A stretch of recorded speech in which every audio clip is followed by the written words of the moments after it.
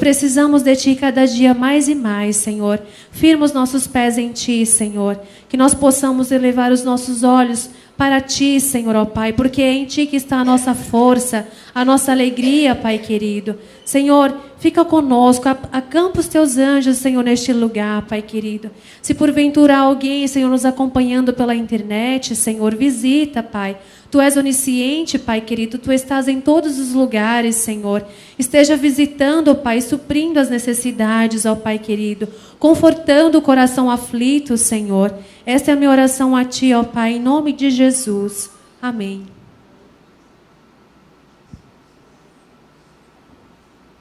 Irmãos, eu vou ler Mateus 8, do capítulo 23, do versículo 23 ao 27. Mateus 8, verso 23 ao 27.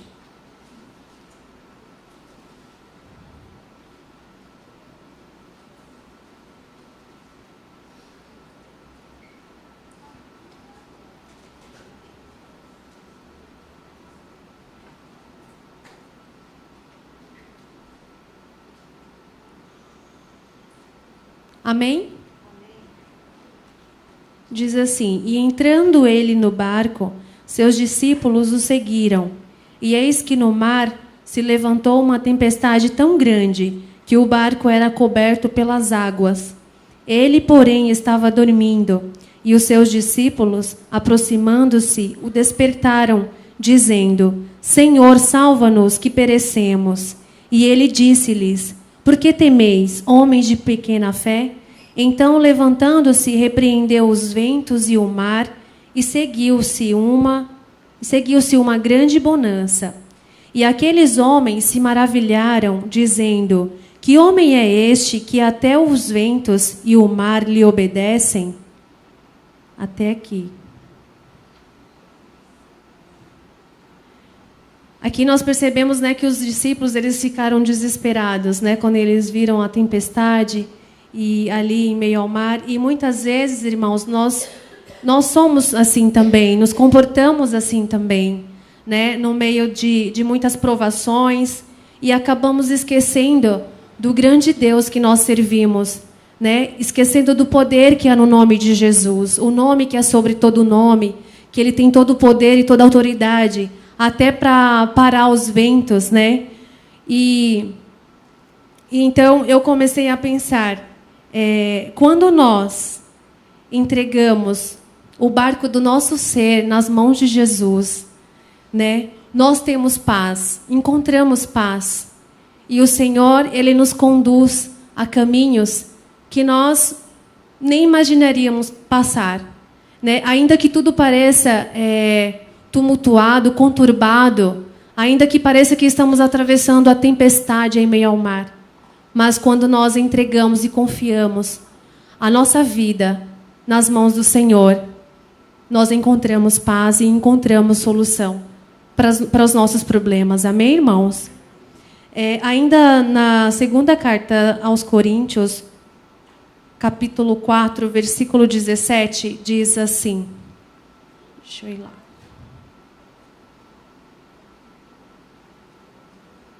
No versículo 17 do capítulo 4, Paulo diz assim: Porque a nossa leve e momentânea tribulação produz para nós um peso eterno de glória muito excelente. Essa glória, ela é maior do que qualquer problema, ela é maior do que qualquer tempestade, do que qualquer enfermidade, do que qualquer dificuldade que enfrentamos aqui nesta terra. A glória, né, que é produzida através dessas lutas e tribulações e tempestades, é muito maior. Amém, irmãos? E nós vamos louvar ao Senhor com o hino que diz: Ó, não temas, sou contigo. Que quando nós nos encontrarmos em meio a tempestades, nós possamos olhar para o nosso piloto Jesus Cristo, né, porque Jesus, Ele está com a mão estendida para cada um de nós. E que nós possamos olhar para Jesus e agarrar na mão dEle e nos deleitar nele. Amém?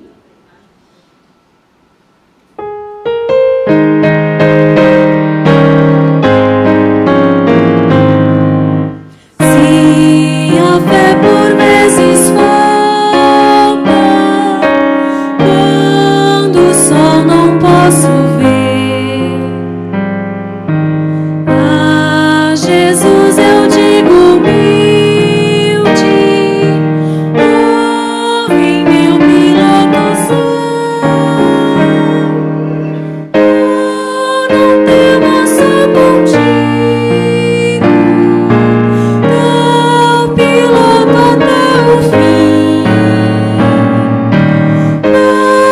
te portes com perigo,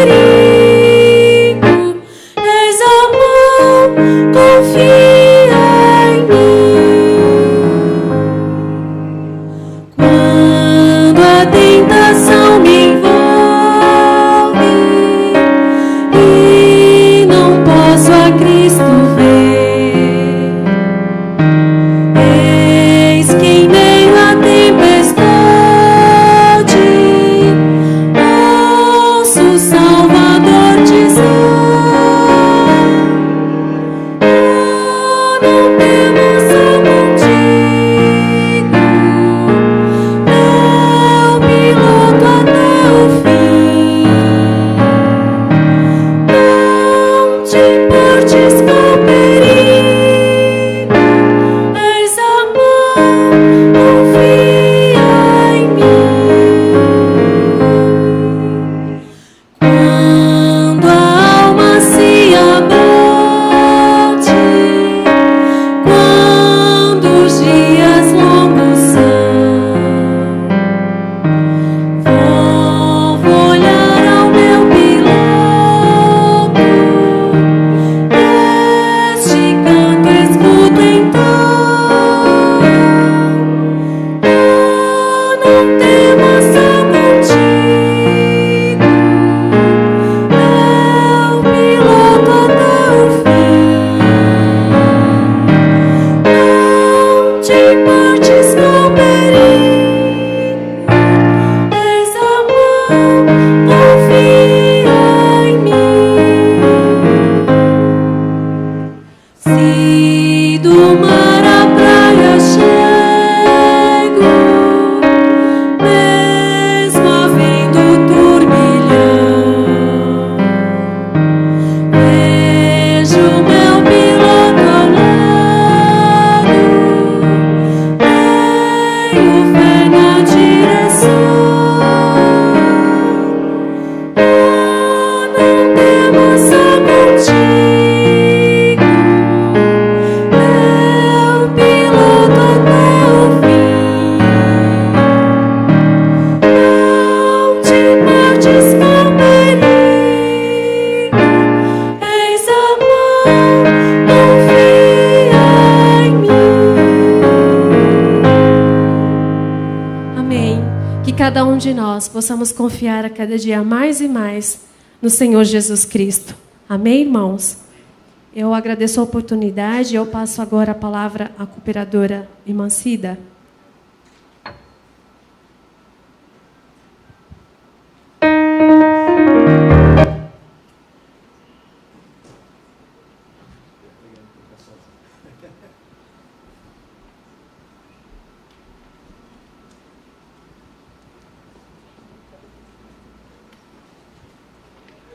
A paz do Senhor, igreja. Amém. Glórias a Deus por estarmos mais uma vez na casa do Senhor. Vamos orar, irmãos, antes de meditarmos na palavra? Que todos orem comigo, amém? Senhor nosso Deus, nós te damos graças, ó Pai, pelo privilégio de sermos teus filhos, pelo prazer que temos de estar na tua presença, Senhor, reunidos, ó Deus, para mais uma vez, ó Pai, adorarmos a ti, ouvirmos a tua palavra e sermos beneficiados pelo teu amor. O Senhor conhece a cada um de nós, papai. O Senhor conhece, ó Deus, a aflição de cada coração e a alegria também, Senhor. Meu Deus, nossas vidas estão nas tuas mãos. E a minha vida também, Senhor. Eu venho te pedir em nome de Jesus, ó Pai, que a tua palavra poderosa flua através dos meus lábios, ó Deus. Que não seja eu, Senhor, do meu próprio entendimento a falar, mas que o teu Espírito Santo, ó Deus, possa falar comigo e com todos os irmãos, e que todos nós sejamos edificados na nossa santíssima fé em ti. É no nome de Jesus, meu Pai, que eu oro e agradeço. Amém. Amém, irmãos? Irmãos, hoje foi um dia bem corrido para mim, mas glória a Deus, estamos aqui mais uma vez, né? Para compartilharmos a fé, as experiências que Deus nos dá. Então eu peço aos irmãos que abram as vossas Bíblias no capítulo 5 da carta de Paulo aos Romanos. Romanos, capítulo 5, a partir do versículo 1. Amém? Todos encontraram? Eu vou ler e os irmãos acompanhem. Sendo, pois, justificados pela fé, temos paz com Deus por nosso Senhor Jesus Cristo, pelo qual também temos entrada pela fé a esta graça, na qual estamos firmes, e nos gloriamos na esperança da glória de Deus. E não somente isto, mas também nos gloriamos nas tribulações, sabendo que a tribulação produz a paciência, e a paciência, a experiência, e a experiência, a esperança. E a esperança não traz confusão, porquanto o amor de Deus está derramado em nossos corações pelo Espírito Santo que nos foi dado. Porque Cristo, estando nós ainda fracos, morreu a seu tempo pelos ímpios. Porque apenas alguém morrerá por um justo, pois poderá ser que pelo bom alguém ouse morrer. Mas Deus prova o seu amor para conosco, em que Cristo morreu por nós, sendo nós ainda pecadores. Logo, muito mais agora, sendo justificados pelo seu sangue, seremos por ele salvos da ira. Porque se nós, sendo inimigos, fomos reconciliados com Deus pela morte de seu Filho, muito mais, estando já reconciliados, seremos salvos pela sua vida. E não somente isto, mas também nos gloriamos em Deus por nosso Senhor Jesus Cristo, pelo qual agora alcançamos a reconciliação. Amém, irmãos? Podeis assentar. Irmãos, hoje à tarde, a minha irmã querida Djanira passou o dia comigo ali. E nós fomos visitar o Benjamin, o filhinho da Nani e do Caio, um bebê muito lindo. Nos alegramos ali na comunhão com a Vânia, com a Nani, com o bebê. E depois voltamos para casa e ficamos lá meditando na palavra, conversando a respeito das coisas do Senhor. E eu preocupada, falei, Didi, hoje a responsabilidade de trazer a palavra está comigo. Mas confiando que é Deus que fala, irmãos. Muitas vezes nós nos preparamos tanto, lemos, escrevemos e pesquisamos versículo após versículo. E quando subimos aqui, parece que dá um branco, um vazio. Não sei se já aconteceu com alguém aqui, Então eu me entreguei inteiramente nas mãos do Senhor, confiando que Ele, por sua graça, há de falar com os irmãos do mesmo modo que ultimamente Ele tem falado comigo. E durante as nossas conversas, eu recordei, comentando com ela, que quando eu era criança, pré-adolescente, meus pais eram muito severos, glória a Deus. Meu pai e minha mãe, eles eram assim, duros na educação conosco. E eu me recordei que, enquanto eu morava ali, a cidade foi crescendo e tinha um morador lá, um pai de 2 coleguinhas nossos, ou melhor, o avô, ele tinha um sítio na cidade. E a cidade cresceu e ele decidiu não desfazer do seu sítio. Então, em volta tinha todo aquele progresso, mas ficou aquele sítio no centro da cidade. E tinha muitas frutas, era um lugar muito gostoso. E eu gostava de fugir para lá para brincar. E meu pai e minha mãe não gostavam de jeito nenhum. E proibia, mas sempre, como eu era muito peralta, eu escapava e ia para lá para brincar. E aí eu sabia que quando voltasse para casa, o que me esperava era uma surra. Mas de verdade, eu era disciplinada duramente. E aí os amiguinhos ensinaram que se eu colocasse uma folhinha, pegasse uma folha de uma planta qualquer e colocasse assim dentro da roupa, meu pai e minha mãe não iam bater se eu fizesse isso. Olha como criança às vezes é muito inocente, E aí eu fazia aquilo e, infelizmente, a folhinha não me livrava. Eu chegava em casa, eu já escutava o burburinho, minha mãe falando com os meus irmãos mais velhos. Você já procurou na casa da Nena? E na casa da Nazaré você foi? Fui, mãe, fui. E ela não estava lá. E quando chegava, aí doía bastante. Aí a Didi falou assim, Cidinha, então você gostava de apanhar? Eu falei, não gostava. Ninguém gosta de apanhar. Ninguém gosta. A criança não gosta de apanhar, Mas os nossos pais, antigamente, eles eram assim. Hoje, graças a Deus, a educação já não é mais assim, os pais já conversam mais. Mas por que eu estou contando isso, irmãos? Porque muitas coisas Deus me trouxe à lembrança. E o que eu quero falar nesta noite é sobre a graça de Deus. Eu me recordei de muitos textos da palavra de Deus que fala sobre a graça. E um desses que eu li, né? Paulo falando aqui que nós fomos justificados pela fé. E que através dessa justificação hoje nós temos paz com Deus. Eu usava aquela folhinha tentando me justificar, achando que aquela folhinha que me ensinaram que ia me livrar de uma surra, e ela não me livrava. Então, parece assim uma analogia um tanto boba, mas não é. Sabe o que nos aguardava, irmãos? Uma grande punição. Porque Deus, no passado, na antiga aliança, ele também se comportava assim, como um Deus severo, um pai severo, que ele deu uma lei, e que essa lei não poderia de modo algum ser quebrada. Tanto que ele disse, o homem que fizer estas coisas por elas viverá. E ele entregou a lei.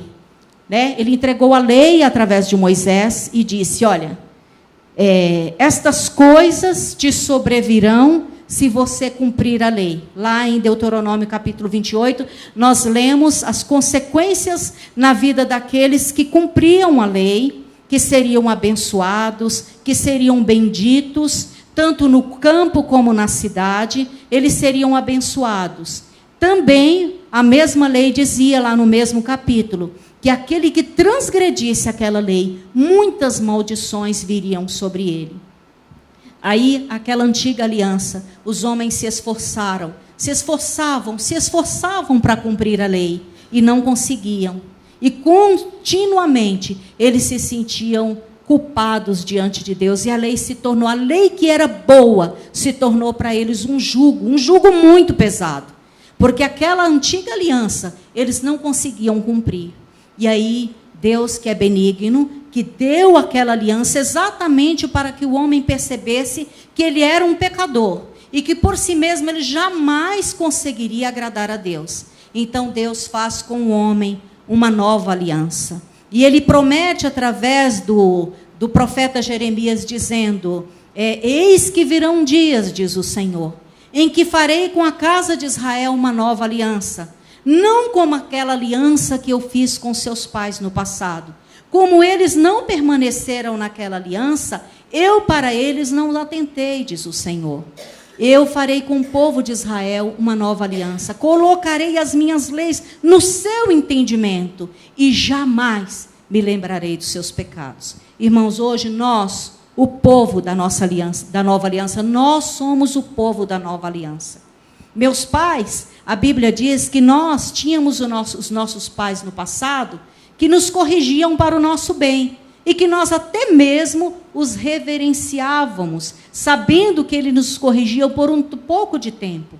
Apesar das surras que eu já levei de minha mãe e do meu pai, hoje eu lembro e agradeço, porque sei que foi para o meu bem que eles me corrigiam. E muitas vezes o nosso Deus, o nosso Pai, ele permite algumas disciplinas em nossa vida, porque ele não quer que nós vejamos o pecado como algo que não vai nos fazer nenhum mal. O pecado é tão maligno aos olhos de Deus, que Deus deu um brado. Ele disse, sem derramamento de sangue, não haverá remissão. E o que nos aguardava, irmãos, era uma surra severa do nosso Deus. Algumas pessoas pensam que Jesus Cristo morreu para nos livrar da ira futura, diz a Bíblia, e que é para nos livrar do inferno. Eu descobri, meditando na palavra de Deus, pelo Espírito Santo, é claro, que Jesus Cristo não morreu para nos livrar do inferno. Ele morreu, irmãos, para nos livrar de Deus, da ira de Deus. Você sabia disso?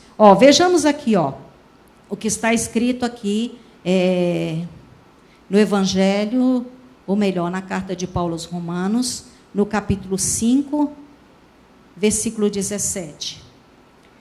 Ou melhor, espera um pouquinho, irmãos, deixa eu me achar. Ou melhor, versículo 8, a partir do versículo 8. Mas Deus prova o seu amor para conosco, em que Cristo morreu por nós, sendo nós ainda pecadores. Logo, muito mais agora, sendo justificados pelo seu sangue, seremos por ele salvos da ira. Da ira de quem? Da ira de Deus. Porque Deus, a ira dele era contra o pecado. Deus ama o pecador, mas ele odeia, ele abomina o pecado. Então o pecado tinha que ser punido. A ira de Deus tinha que ser satisfeita. E a exigência de Deus era que um justo pagasse pelo pecado de toda a humanidade. Então ele, olhando do céu para a terra, ele não viu nenhum justo. Não havia justo nenhum sequer. Então ele tomou uma decisão: eu enviarei o meu filho, santo, justo, imaculado, separado dos pecadores e feito mais sublime do que os céus. E Jesus veio, aceitou o desafio. E o Verbo se tornou carne. O Filho de Deus, que era Espírito, que habitava com o Pai, na glória eterna do Pai, ele aceitou esse grande desafio, ele se fez homem, como eu, como você, com um corpo semelhante ao meu e ao seu. Um corpo nascido sob a lei, nascido de mulher. E ele veio e aceitou o desafio, e assumiu a minha culpa e a sua culpa. E todas as vezes que um pecador, ele se volta para Deus, reconhecendo-se indigno da salvação, reconhecendo que é pecador e que precisa da graça de Deus, ele é perdoado, ele é aceito, ele é amado por Deus. O nome desse pecador agora é registrado no livro do céu. Quando você nasce aqui na terra, os seus pais te levam até um cartório e registra você ali como, um indivíduo nascido com o nome do seu pai e o nome da sua mãe. Quando você se rende a Deus, se reconhece pecador, lá no cartório do céu, o seu nome é registrado. E você não é mais visto como um pecador. Ou melhor, Deus sabe que você ainda peca, mas Deus olha para você através do sangue de Jesus. É tão profundo isso, irmãos, que às vezes é até difícil para a gente falar a respeito. Mas Deus quer que nós, como filhos dele, tenhamos, consciência do valor do sacrifício do Calvário. Por que Jesus morreu? Por que ele pagou um preço tão alto para nos remir dos nossos pecados? E o lindo é que aqui ele diz, logo, muito mais agora, sendo justificados pelo seu sangue, seremos por ele salvos da ira. Semana passada a Lília veio à minha casa, e glória a Deus, irmãos, sempre que ela vai lá, as nossas conversas sempre giram em torno da palavra de Deus. Ela compartilha comigo as suas descobertas, as suas meditações, e eu também com ela. E é muito gostoso. Então eu estava lendo exatamente esse capítulo e eu mostrei para ela o versículo 18 e o versículo 19. Ela estava lá no computador fazendo algumas coisas do Joad, e eu fui lá e falei: filha, ouça esse versículo, o que você entende? Aí eu li para ela, pois assim, versículo 18 do capítulo 5 da carta de Paulo aos Romanos. Pois assim como por uma ofensa veio o juízo sobre todos os homens para condenação, assim também, por um só ato de justiça, veio a graça sobre todos os homens para a justificação de vida. Porque, como pela desobediência de um só homem, muitos foram feitos pecadores, assim, pela obediência de um, muitos serão feitos justos.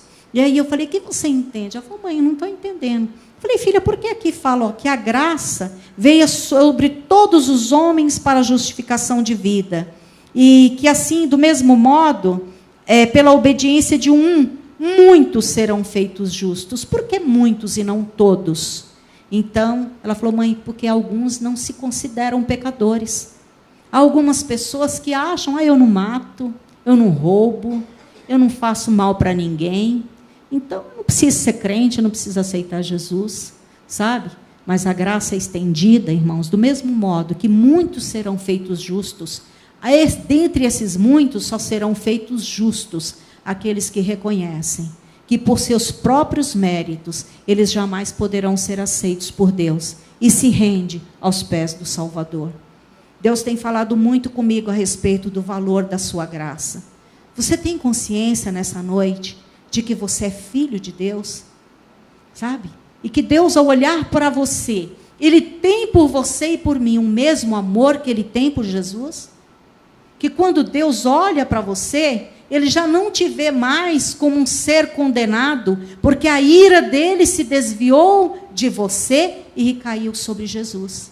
Então, sabe, quando nós nos aproximamos de Deus, o conselho da palavra de Deus é: cheguemos, pois, com confiança junto ao trono da graça, a fim de sermos ajudados em tempo oportuno. Hoje é o tempo oportuno. Hoje é um culto de oração, irmãos. E Deus deseja que nós nos aproximemos dele, não como mendigos, mendigando uma bênção, mendigando uma cura, mendigando favor. Não, não, não. Você é filho de Deus. Sendo, pois, justificados pela fé, temos paz com Deus por meio do sangue do Cordeiro. Você tem algo a pedir a Deus nessa noite? Peça com confiança. Cheguemos, pois, com confiança junto ao trono da graça, a fim de sermos ajudados em tempo oportuno. Você pode chamar a Deus de Pai, de Papai, de Abba Pai, porque em Cristo Jesus, nós que antes éramos inimigos, agora fomos reconciliados com Deus através do sangue do seu Filho. Então essa é a nossa condição hoje. A graça foi estendida a nós e nós precisamos, irmãos, nos apropriarmos dela. Nós conversávamos também sobre o filho pródigo, que está lá no capítulo... não me recordo agora, irmão. Sei que em Lucas capítulo 15, a partir do versículo 11, conta a parábola do filho pródigo. Jesus usava das parábolas para nos dar um entendimento do quanto é rica a sua graça para conosco. Esta parábola fala de um jovem, ele tinha um irmão mais velho, e o pai era muito rico, muito, muito rico. E um certo dia esse jovem chegou para o pai e falou: pai, já que o senhor não morre logo, sabe? Já que o senhor não morre e eu estou perdendo a paciência de esperar, então me dá a herança que me cabe. Dá a minha parte da herança que me cabe. E o pai deu a ele aquela herança. Com certeza ficou muito triste, porque já pensou um filho reivindicar a herança antes que o pai morra? Mas foi exatamente isso que ele fez. Então o pai repartiu com eles a herança. E a Bíblia conta que ele foi para uma terra longínqua e ali ele desperdiçou tudo. Gastou com as prostitutas, e com as meretrizes, com a bebida, com as orgias. E ele tinha muitos amigos, enquanto o seu bolso estava com aquela grana, né, com aquela herança, ele tinha muitos amigos. Mas daí veio uma fome, o dinheiro acabou, e ninguém dava nada para ele. Os amigos, com certeza, né, se afastaram dele. E ele foi trabalhar como cuidador de porcos. E ali o texto sagrado diz que ele desejava encher o estômago com a comida que era dada aos porcos, mas ninguém dava nada para ele, até que ele caiu em si e pensou consigo: mas quantos trabalhadores na casa do meu pai têm alimento com fartura e eu aqui padecendo necessidade? Então ele tomou uma decisão: eu vou voltar à casa do meu pai. Eu vou chegar ao meu pai e vou dizer para ele: pai, eu pequei contra o céu e perante ti, e já nem sou digno de ser chamado teu filho. Faze de mim um trabalhador da tua fazenda, da tua seara. E aí ele tomou essa decisão. Mal sabia ele que os olhos do pai todos os dias estavam na estrada esperando que ele retornasse. E quando ele ainda estava longe, o pai o reconheceu e correu para ele e deu um abraço gostoso nele e disse: traga a melhor roupa e vestilho, coloca a sandália nos seus pés, porque esse meu filho estava perdido e foi achado, estava morto e reviveu. Sabe, irmãos, isso é uma expressão da graça de Deus. Nós somos esse filho pródigo, que na maioria das vezes, a história da maioria aqui de nós, é que no passado nós nos entregamos aos prazeres desse mundo, ignorávamos a existência de Deus e mal sabíamos que Ele nos amava e esperava o nosso regresso. Eu falava para a Djanira: sabe, Didi, quando eu chegava em casa eu tinha tanta esperança de que eu não levasse uma surra, mas sim que ganhasse um abraço, porque afinal eu só queria brincar, sabe, mas eu levava uma surra. Mas hoje eu volto com confiança para a casa do meu papai, porque mesmo quando eu erro, eu não preciso mais ter medo dele. Eu me aproximo dele e falo: pai, eu pequei, em nome de Jesus me perdoa. Então se cumpre na minha vida aquilo que diz lá em 1 João, sabe, que diz assim: se confessarmos os nossos pecados, Ele é fiel e justo para nos perdoar os pecados e nos livrar de toda injustiça. Nesta noite, irmãos, aproxime-se de Deus com confiança. como filho. Você crê em Jesus? Você crê que o Filho de Deus morreu na cruz e ressuscitou por você? Quem crê, levanta a mão. Amém? Amém? Então você é filho. É só essa exigência que Deus faz. Sabe? Deus não faz nenhuma outra exigência. Na antiguidade, o homem tinha que cumprir leis e leis e leis e leis e mais leis para ser aceito por Deus. Eles cumpriam 79 mandamentos. No 80º mandamento, ele quebrava. E todo aquele que ele cumpriu perdia a validade. Ele tinha que cumprir a lei e não conseguia. E Deus proveu para nós uma melhor aliança. A aliança do sangue do Cordeiro, que nos lava, que nos justifica e que nos dá liberdade de nos aproximarmos com confiança do trono da graça e expressarmos ao nosso Deus aquilo que angustia o nosso coração. Em Filipenses, o apóstolo Paulo diz: cheguemos, pois, com confiança, junto ao trono da graça, a fim de sermos ajudados em tempo oportuno. Deus tem para você ajuda nessa noite. Clama, sabendo que você não merece. Sabe, irmãos, eu estou com bastante ousadia agora para chegar diante de Deus. Tenho pedido para Ele bênçãos grandes, desde que eu comecei a compreender que não é pelo meu merecimento, que eu não mereço nada, mas Jesus me fez merecedora, porque Ele pagou o preço por mim. Então eu tenho pedido, irmãos, bênçãos, que eu não ousava pedir, agora estou pedindo. E em seguida já estou até agradecendo, porque eu sei que agora Ele é o meu Pai, o meu paizão, que não tem para mim uma condenação, mas tem para mim um abraço gostoso. Não tem para mim uma surra, não tem para mim uma ira, mas tem para mim o perdão e a misericórdia. Amém? Quem se alegra com essa palavra? Louvado seja o nosso Deus. Tem aqui alguém, algum pedido ousado para fazer para Deus? Nós vamos te auxiliar nessa oração. Nós vamos colocar diante do nosso Deus aquele que já se mostrou benigno para conosco. Eu vejo ali a mão da Elzinha levantada. Quem vai fazer uma cirurgia? Amém? Infelizmente eu não consegui ouvir o nome. Isaías. Alguém mais tem um pedido? Pela Dona Tereza, avó do Júnior. Alguém mais? O Luiz?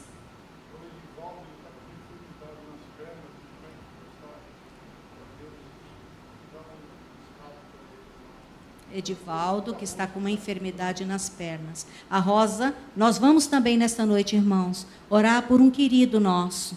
O Leandro, ele está conosco aqui hoje. Leandro, desculpa te expor, é amado por Deus, Ele está com uma enfermidade, os médicos consideram bem severa esta enfermidade. Mas nós cremos naquele que repreendeu os ventos e a tempestade. A Marcinha que abriu o culto hoje com essa passagem bíblica. Os discípulos ali se desesperaram, mas Jesus levantou ali e repreendeu os ventos e as tempestades. Eu peço aos irmãos que orem pelo Leandro, para que o Deus que é amor, que é Pai, que é misericórdia, estenda a sua benignidade em favor dele e ele seja curado, se não de modo sobrenatural, mas pela medicina, porque Deus usa também as mãos dos médicos. Então, está havendo ali uma complicação, o convênio não quer, cobrir a cirurgia que ele terá que fazer, mas nós cremos no Deus do impossível, amém, irmãos? E nós vamos auxiliar o nosso irmão nessa oração, e ele vai conseguir essa vitória, já conseguiu, em nome de Jesus. A Marcinha? A tia Socorro. A tia da Marcinha, Socorro, também está com enfermidade grave, né, Marcinha? Alguém mais, irmãos? Pastor Carlos?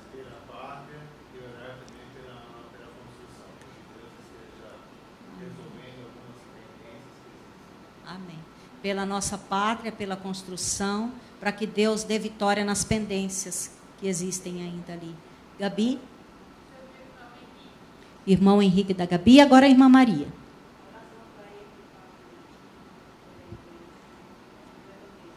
Pelo irmão José Bandeira, a mãezinha do nosso irmão Wagner. O irmão José, pela família, né, irmão José?